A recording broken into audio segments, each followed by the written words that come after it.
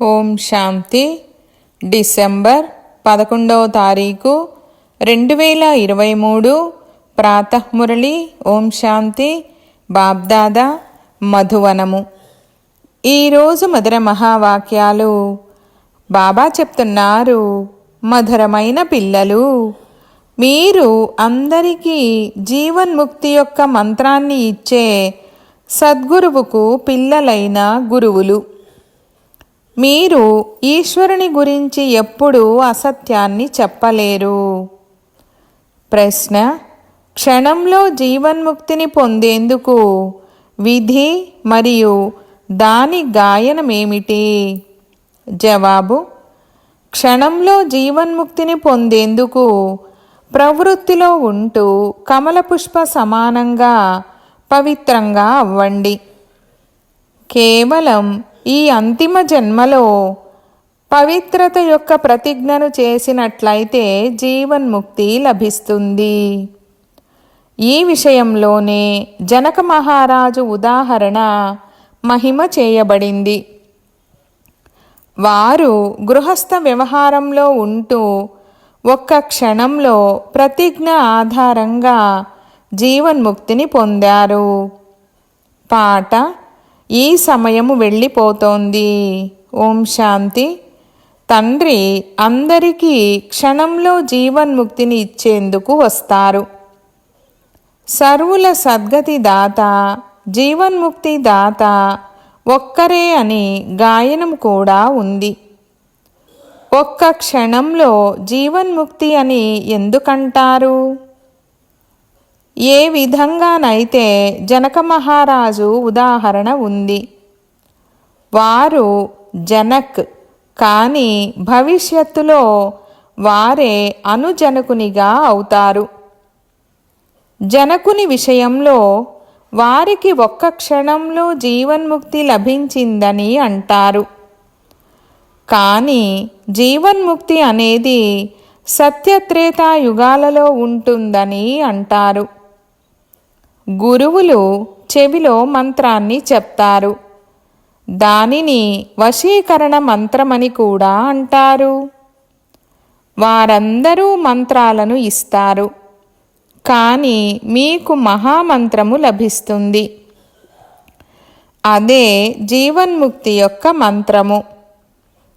ఈ మంత్రాన్ని ఎవరిస్తారు? బ్రహ్మకుమారులు, బ్రహ్మకుమారీలు. వారికి ఈ మంత్రము ఎక్కడి నుండి లభించింది? ఆ సద్గురువు నుండి. సర్వోత్తముడైతే ఒక్క తండ్రే.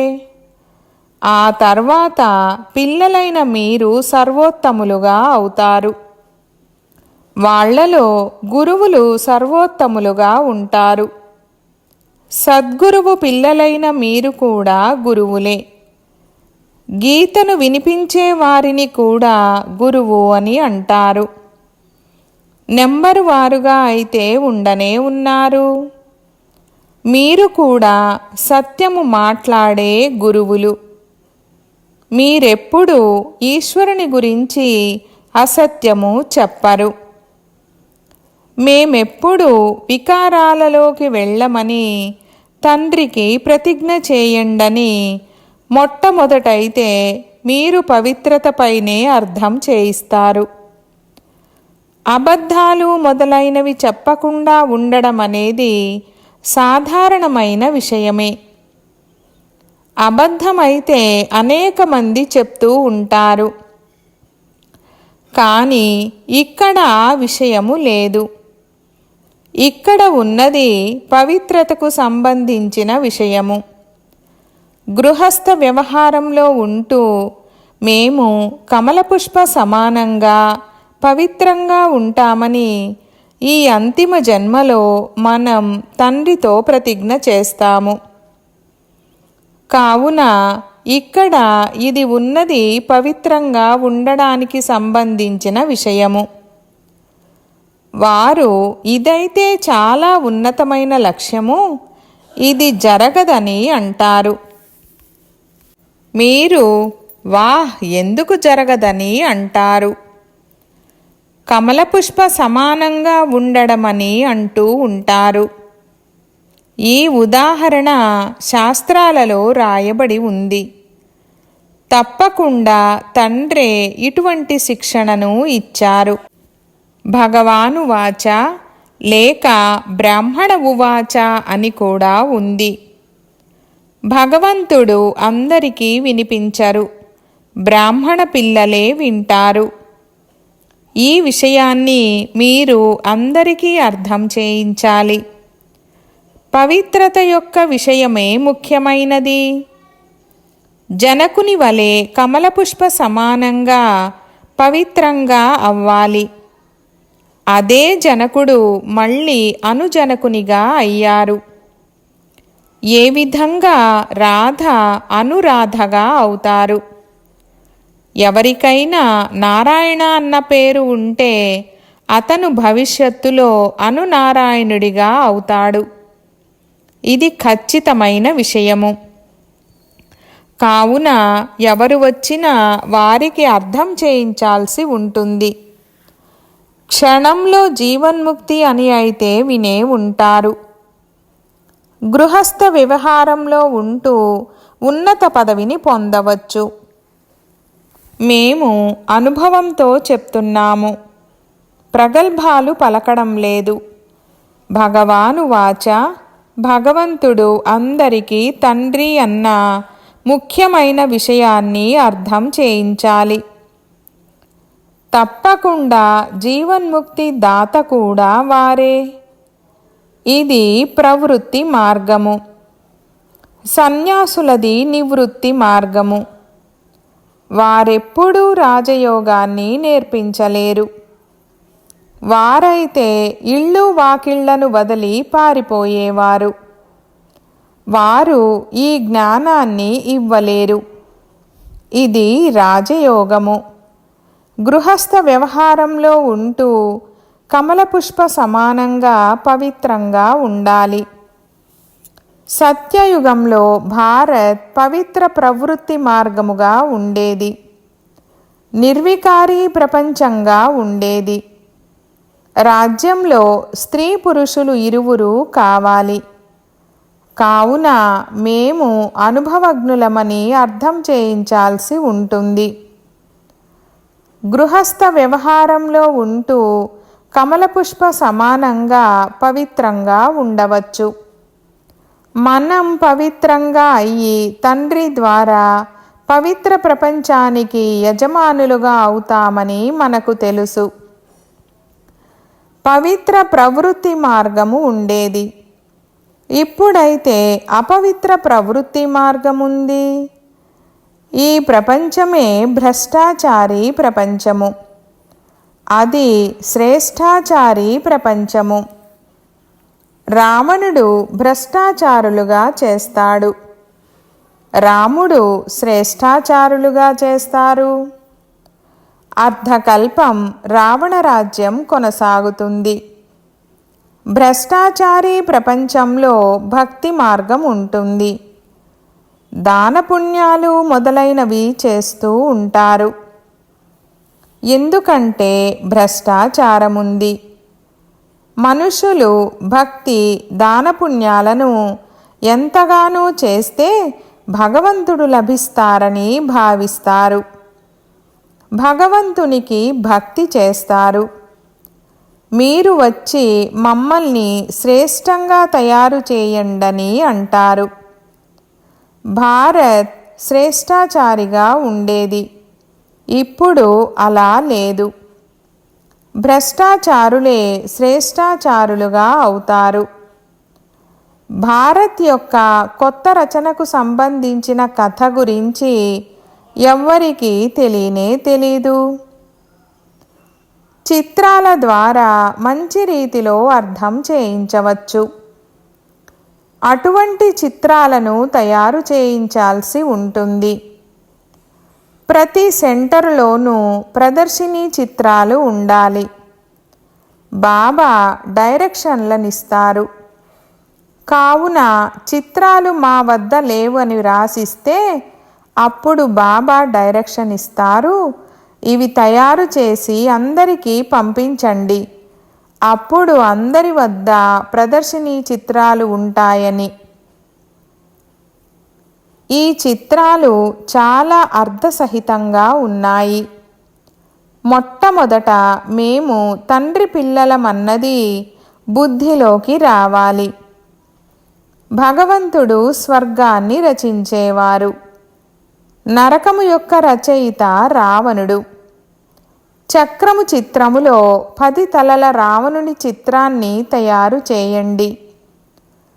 స్వర్గాన్ని చూపించే చక్రము చిత్రములో చతుర్భుజుని చిత్రాన్ని చూపించండి. ఇది రామరాజ్యం, ఇది రావణ రాజ్యం అని కూడా రాయవచ్చు. ఈ సమయంలో రావణుడు సర్వవ్యాపిగా ఉన్నాడు. అక్కడ మనము రాముడు సర్వవ్యాపి అని అనలేము. ఆత్మ పరమాత్మ ఎంతో కాలము వేరుగా ఉన్నారు. తర్వాత సద్గురువు మధ్యవర్తిగా లభించడంతో సుందరమైన మిలనము జరిగిందని అంటారు. కావున తప్పకుండా వారు వస్తారు కదా. ఈ లెక్క గురించి ఎవ్వరికీ తెలీదు. మొట్టమొదట దేవీ దేవతల ఆత్మలు వేరయ్యాయి. ఇది జ్ఞానము. ఇది ఎవరికైనా అర్థం చేయించాలి. ఆత్మల తండ్రి అయితే ఉన్నారు కదా. ఇప్పుడు ఓ ఆత్మల్లారా, మీ పరమపిత పరమాత్ముని యొక్క కర్తవ్యము గురించి తెలియజేయండి. మీకు తెలీదా? తమ తండ్రి కర్తవ్యం గురించి తెలియని పిల్లలైతే ఉండనే ఉండరు. తండ్రి కూర్చొని అర్థం చేయిస్తారు. మీకు మీ జన్మల గురించి తెలీదు. నేను అర్థం చేయిస్తాను. మొట్టమొదట దేవీ దేవతలెవరైతే ఉన్నారో వారు ఇన్ని జన్మలు తీసుకుంటారు. కావున లెక్క వేయండి. ఇతర ధర్మాల వారు ఎన్ని జన్మలు తీసుకుంటూ ఉండవచ్చు? ఎక్కువలో ఎక్కువ ఇన్ని జన్మలని నిరూపించి తెలియజేయాల్సి ఉంటుంది. వృక్షం వృద్ధి చెందుతూ ఉంటుంది. మొట్టమొదట దేవీ దేవతలు ఉండేవారు. వారే 84 జన్మలను తీసుకుంటారని చెప్పడం జరుగుతుంది. ఇది భారత్ యొక్క జ్ఞానం కదా. ప్రాచీన భారత్ యొక్క జ్ఞానాన్ని ఎవరిచ్చారు? దీనిని భగవంతుడే ఇచ్చారు. గాడ్ ఫాదర్ నాలెడ్జ్ఫుల్ కదా. బ్రహ్మను కూడా నాలెడ్జ్ఫుల్ అని అనరు. అలాగే శ్రీకృష్ణుణ్ణి కూడా అనరు. శ్రీకృష్ణుడి మహిమయే వేరు. ఇది అర్థం చేసుకోవాల్సిన చాలా స్పష్టమైన జ్ఞానము. భగవంతుడైతే అందరికీ ఒక్క నిరాకార పరమపిత పరమాత్మయే. వారు రచయిత. శ్రీకృష్ణుడు రచన. ఉన్నతోన్నతుడైన భగవంతుడైతే ఒక్కరే కదా. వారిని సర్వవ్యాపి అని అనలేరు. భారత్లో ఉన్నతోన్నతమైన వారు ప్రెసిడెంట్. ఆ తర్వాత నెంబరు వారుగా ఇతరులు ఉన్నారు. అందరి కర్తవ్యాలను గురించి తెలియజేస్తారు. అంతేకాని అందరూ ఒక్కరే అని కాదు. ప్రతి ఆత్మకు అవినాశీ పాత్ర లభించి ఉంది. దీనిని నిరూపించాలి. పరస్పరంలో చర్చించుకొని సలహాలు తీసి సేవా ప్లాన్లను తయారు చేయాలి. కానీ ఎవరి లైన్ అయితే క్లియర్గా ఉండదో, ఏవైనా వికారాలు ఉంటాయో, నామరూపాల్లో చిక్కుకొని ఉంటారో వారి ద్వారా ఈ పని జరగదు. ఇందులో లైన్ చాలా క్లియర్గా ఉండాలి. రిజల్ట్ అయితే అంతిమంలోనే వెలువడుతుంది. ఇప్పుడు అందరూ నెంబరు వారుగా ఉన్నారు. మనుషులు ఈ వ్యాస భగవానుడే శాస్త్రాలను తయారు చేశారని అంటారు. కానీ ఇప్పుడు వ్యాసుడైతే భగవంతుడు కాలేరు. వాస్తవానికి ధర్మశాస్త్రాలు 4. భారత్ యొక్క ధర్మశాస్త్రం అయితే మాతాపిత అయిన ఒక్క గీతయే. వారసత్వం వారి నుండే లభిస్తుంది. తల్లి ద్వారా తండ్రి నుండి వారసత్వం లభిస్తుంది. గీతా మాత యొక్క తండ్రి రచయిత కావున గీత ద్వారానే తండ్రి ప్రాచీన సహజ రాజయోగము యొక్క జ్ఞానాన్ని ఇచ్చారు. గీత అయితే భారతఖండము యొక్క శాస్త్రము. ఆ తర్వాత ఇస్లాముల ధర్మశాస్త్రము ఇస్లాములది, బౌద్ధుల ధర్మశాస్త్రము బౌద్ధులది, క్రిస్టియన్ల ధర్మశాస్త్రము క్రిస్టియన్లది. గీత అయితే అందరికీ మాతాపిత వంటిది. మిగిలిన శాస్త్రాలు పిల్లల వంటివి. అవి తర్వాత వెలువడ్డాయి. ఇకపోతే ఇన్ని వేదాలు, ఉపనిషత్తులు మొదలైనవన్నీ ఏ ధర్మానికి చెందినవి? వీటిని ఎవరు ఉచ్చరించారు? వాటి నుండి ఏ ధర్మము వెలువడింది? ఇదైతే తెలియాలి. ఏ ధర్మమూ వెలువడలేదు. మొట్టమొదట గీతను ఖండితం చేయడం జరిగిందని నిరూపించాలి. తండ్రికి బదులుగా కొడుకు పేరును వేసేశారు. జీవిత చరిత్రలైతే అందరివి వేరువేరు. తండ్రి అంటారు, సర్వధర్మాలను పరిత్యజించి నన్నొక్కరినే స్మృతి చేయండి. పరమాత్మ ఆత్మలతో అంటారు, మీరు అశరీరీలుగా అవ్వండి, నన్ను స్మృతి చేయండి. అశరీరీ అయిన తండ్రియే ఇది చెప్పగలరు. సన్యాసులు చెప్పలేరు. ఇవి గీతలోని పదాలు. అన్ని ధర్మాల వారికి అశరీరీ భవ అని చెప్తారు. ఇప్పుడు నాటకం పూర్తవుతుంది. దేహసహితంగా దేహపు సర్వ సంబంధాలను త్యజించి నన్నొక్కరినే స్మృతి చేసినట్లయితే మీరు నా వద్దకు వచ్చేస్తారని అందరికీ మంత్రము లభిస్తుంది. ముక్తి తర్వాత జీవన్ముక్తి తప్పకుండా ఉంటుంది. ముక్తి మీదుగా జీవన్ముక్తి పదవి లభిస్తుంది. ఎవరు వచ్చినా సరే వారంతా సతో రజో తమోలను దాటుతారు. వివరణ ఎంత బాగుంది! కానీ పిల్లలు ఒక చెవి నుండి విని ఇంకొక చెవి నుండి వదిలేస్తారు. వాస్తవానికి ఇది చాలా సహజము. మీరు అన్ని చోట్ల ప్రదర్శనీలను పెట్టండి. ఇది వార్తాపత్రికల్లో కూడా రావాలి. దీని కొరకు మీరు ఖర్చు చేయవచ్చు.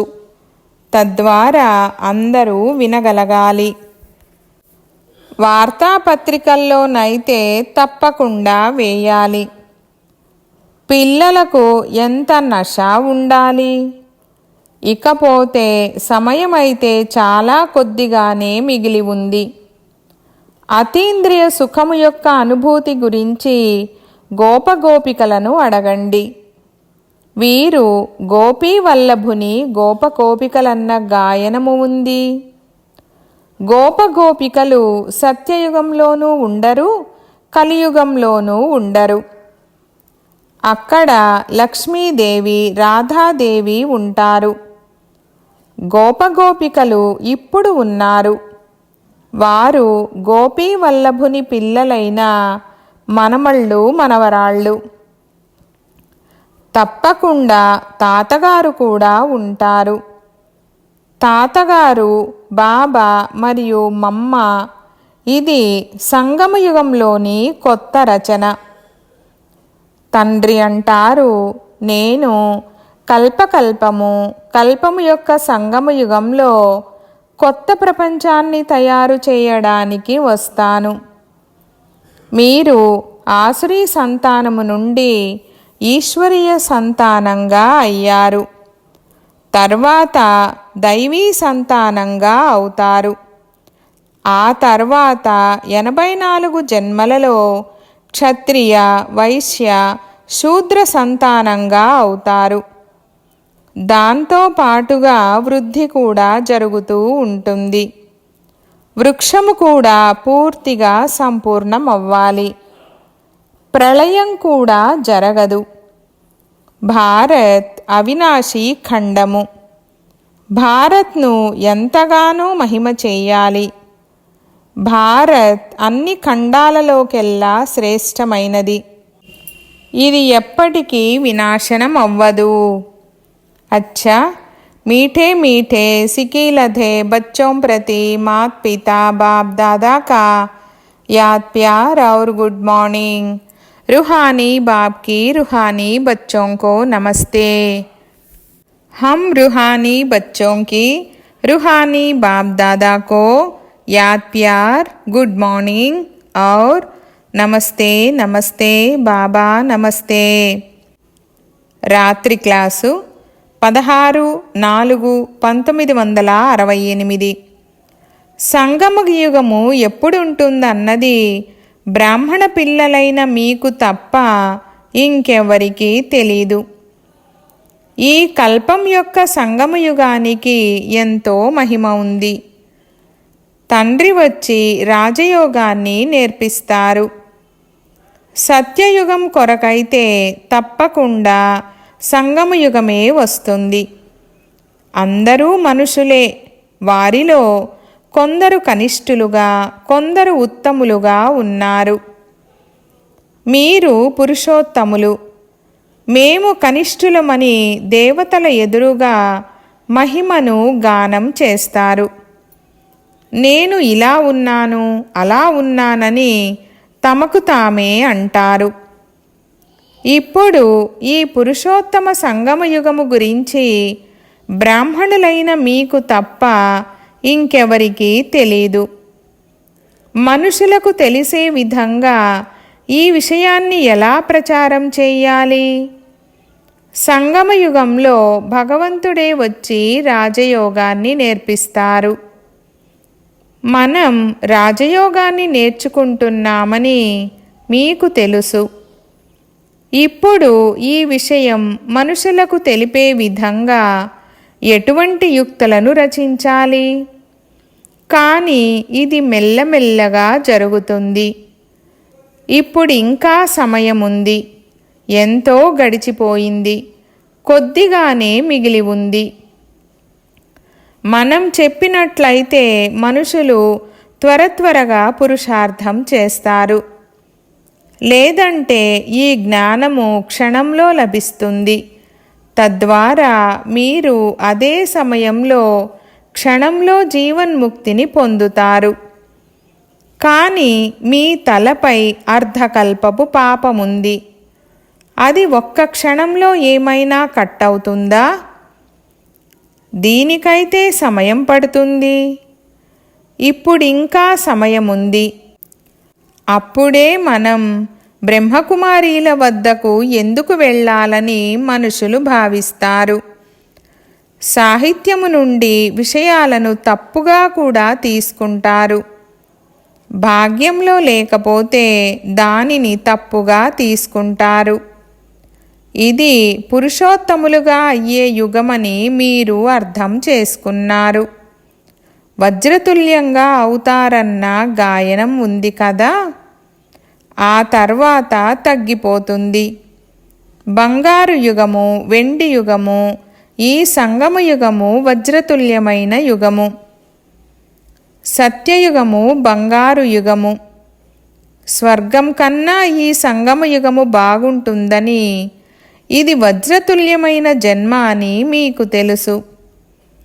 అమరలోకము యొక్క గాయనం ఉంది కదా, అది తర్వాత తగ్గిపోతూ ఉంటుంది. పురుషోత్తమ సంగమయుగము వజ్రతుల్యమైనదని, సత్యయుగము బంగారము వంటిదని, త్రేతాయుగము వెండి వంటిదని కూడా మీరు రాయవచ్చు. సంగమంలోనే మనం మనుషుల నుండి దేవతలుగా అవుతామని కూడా మీరు అర్థం చేయించవచ్చు. 8 రత్నాలతో మాలను తయారు చేస్తారు కదా, అందులో వజ్రాన్ని మధ్యలో పెట్టడం జరుగుతుంది. సంగమం యొక్క ప్రత్యక్షత జరుగుతుంది. సంగమయుగము వజ్ర సమానమైనది. సంగమయుగంలో వజ్రానికి ఉన్నంత విలువ ఉంది. యోగము మొదలైనవి నేర్పిస్తారు. దానిని ఆధ్యాత్మిక యోగమని అంటారు. కానీ ఆత్మికమైన వారు తండ్రే. ఆత్మిక తండ్రి మరియు ఆత్మిక జ్ఞానము సంగమయుగములోనే లభిస్తుంది. మనుషులెవరిలోనైతే దేహ అహంకారం ఉంటుందో వారు అంత త్వరగా ఎలా ఒప్పుకుంటారు? పేదలు మొదలైన వారికి అర్థం చేయించడం జరుగుతుంది. కావున సంగమయుగము వజ్రతుల్యమైనదని, దాని ఆయువు ఇంత అని కూడా రాయాల్సి ఉంటుంది. సత్యయుగము బంగారు యుగము కావున దాని ఆయువు కూడా ఇంత అని రాయాలి. శాస్త్రాలలో కూడా స్వస్తిక్ను చూపిస్తారు. కావున పిల్లలైన మీకు కూడా ఇది గుర్తున్నట్లయితే ఎంత సంతోషం ఉంటుంది. విద్యార్థులకు సంతోషం ఉంటుంది. విద్యార్థి జీవితము అత్యంత ఉత్తమమైన జీవితము. ఇది సంపాదనకు ఆధారము. ఇది మనుషుల నుండి దేవతలుగా అయ్యే పాఠశాల. దేవతలు విశ్వాధిపతులుగా ఉండేవారు. ఇది కూడా మీకు తెలుసు. కావున మీకు అపారమైన సంతోషం ఉండాలి. అందుకే అతీంద్రియ సుఖము గురించి గోపీవల్లభుని గోపగోపికల నడగండన్న గాయనముంది. టీచరు అంతిమం వరకు చదివిస్తారు. కావున వారిని అంతిమం వరకు స్మృతి చెయ్యాలి. భగవంతుడు చదివిస్తారు మరియు భగవంతుడు తోడుగా కూడా తీసుకువెళ్తారు. వారిని ముక్తి ప్రదాత, మార్గదర్శకుడా, మమ్మల్ని దుఃఖము నుండి విడిపించండని పిలుస్తారు కూడా.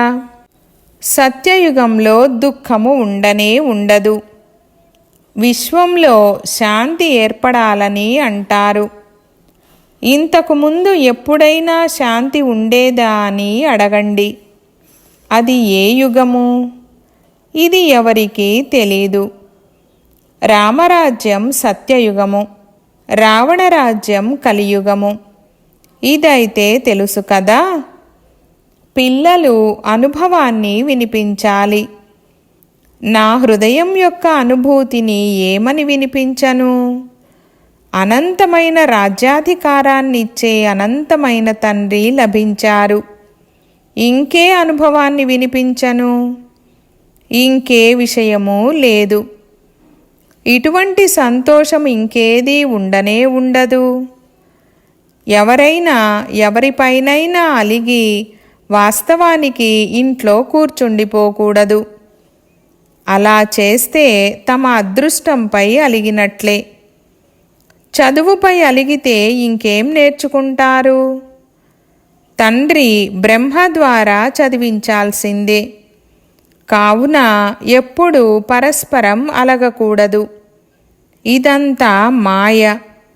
యజ్ఞంలో అసురుల విఘ్నాలైతే కలుగుతాయి కదా.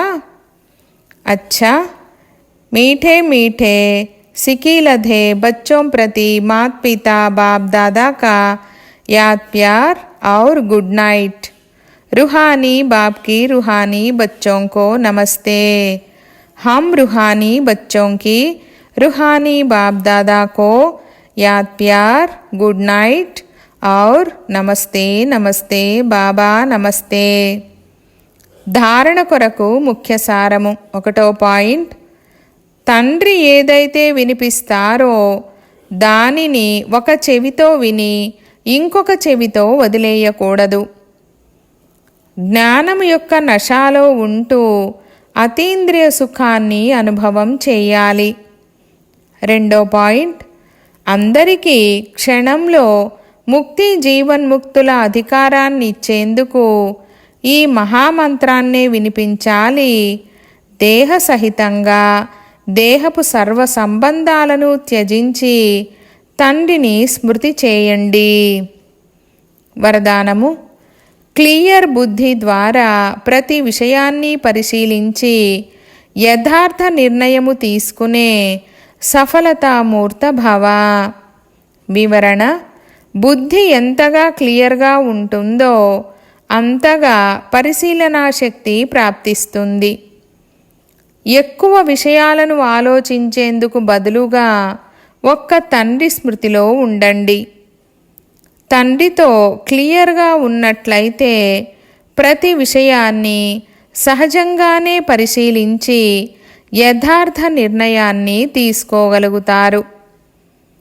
ఏ సమయంలో ఎటువంటి పరిస్థితో సంబంధ సంపర్కంలోని వారి మూడ్ ఎలా ఉంటుందో ఆ సమయంలో అదే విధంగా నడుచుకోవడము, దానిని పరిశీలించి నిర్ణయము తీసుకోవడము, ఇది కూడా చాలా పెద్ద శక్తి. అది సఫలతామూర్తులుగా తయారు చేస్తుంది. స్లోగన్: ఎవరైతే ఈ జగత్తు నుండి అంధకారాన్ని తొలగించేవారిగా ఉంటారో, ఇంకా అంధకారంలోకి వచ్చేవారిగా ఉండరో, వారే జ్ఞానసూర్యుడైన తండ్రితో పాటు లక్కీ సితారలు. ఓం శాంతి.